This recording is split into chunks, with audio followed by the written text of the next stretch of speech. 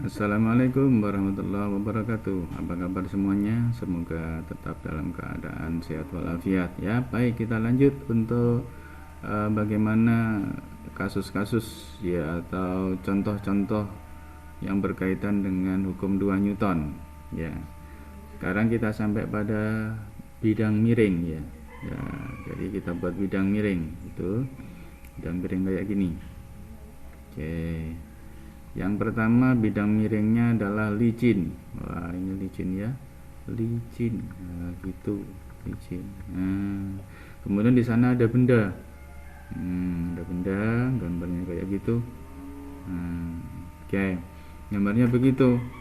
Nah, jadi apa disesuaikan dengan bidangnya ini gitu. Nah, kalau misalkan benda dilepaskan dari posisi sana ya, dari posisi yang ada di situ, lalu dia turun sana, lalu dia turun, berarti dia bergerak ke bawah.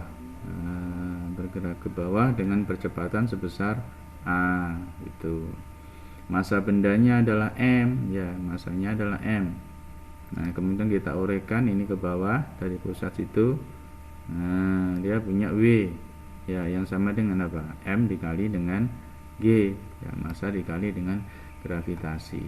Nah, kemudian gaya normalnya yaitu gaya yang selalu tegak lurus dengan bidangnya ini, selalu tegak lurus dengan bidang lintasan ini, berarti arah ke sana. Oh sorry, jelek itu ya, nggak apa-apa. Jelek itu tidak identik dengan ketampanan gitu ya. Oke, baik.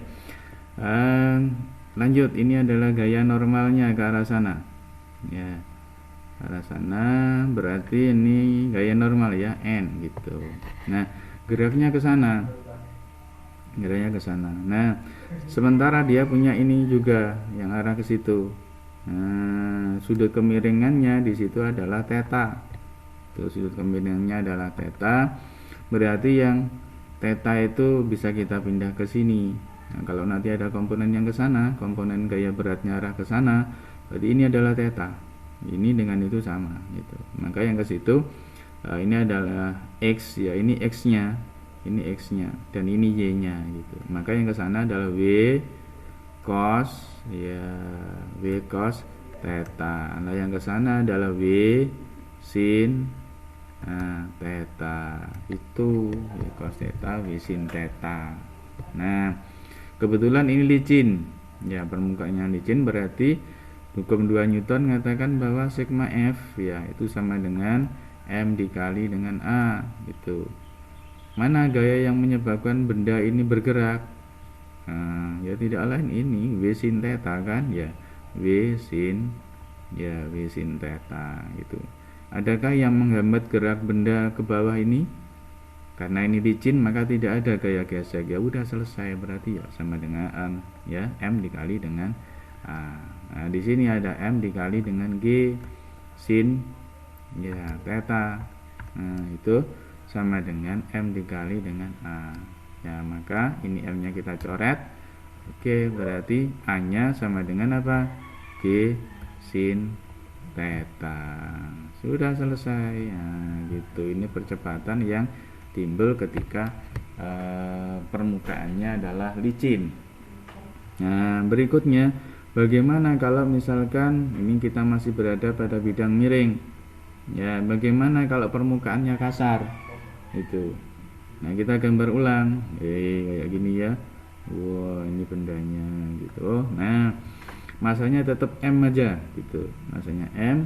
Kemudian kita uraikan juga ini ke bawah. Nah, di situ kita punya ke bawah ada W. Nah, ada W. Nah, yang ke sana ada gaya normal ya, ada gaya normal. Nah, kemudian di sini sudut kemiringannya adalah theta begitu ya, berarti di situ nantinya kita punya komponen gaya berat arah ke situ, tidak lain adalah W cos ya, W cos theta, yang ini tetanya. Kemudian nanti yang ke sana adalah W sin ya, W sin theta. Nah, sekarang kita bahas yang kasar gitu ya, karena tadi licin udah, sekarang kasar. Nah, kalau kasar berarti dia punya ini apa coba? Iya, dia punya gaya gesekan F gesek. Itu.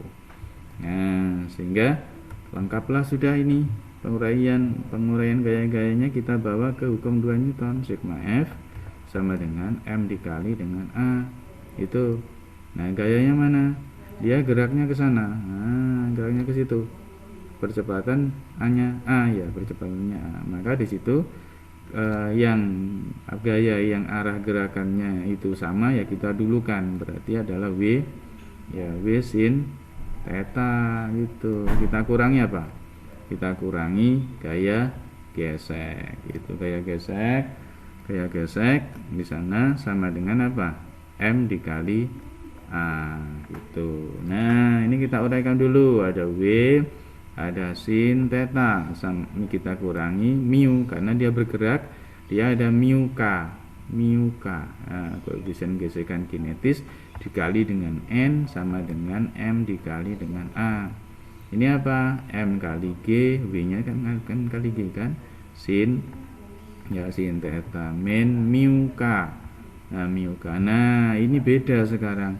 Gaya normalnya ini itu akan selalu sama dengan yang ke sana itu. Karena kalau tidak sama kan berbahaya. Ya, kalau lebih besar gaya normalnya dia loncat ke atas kan. Padahal dia tidak meloncat kan. Itu berarti n-nya ini harus sama dengan W cos theta. Nah, itu W cos theta sama dengan apa? M dikali A. Oke, lanjut. M kali G sin theta ya, min mu k.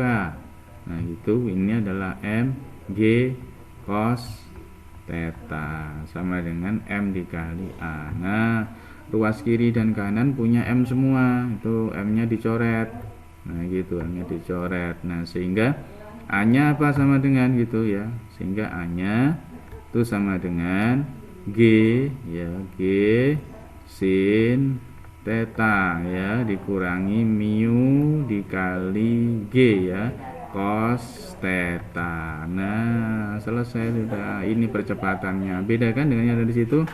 Nah, gampang kan adik-adik? Baik, ini cara analisisnya untuk yang bidang miring. Baik, demikian apa yang dapat saya sampaikan. Selamat belajar dan terus semangat bersama TSJ. Assalamualaikum warahmatullahi wabarakatuh.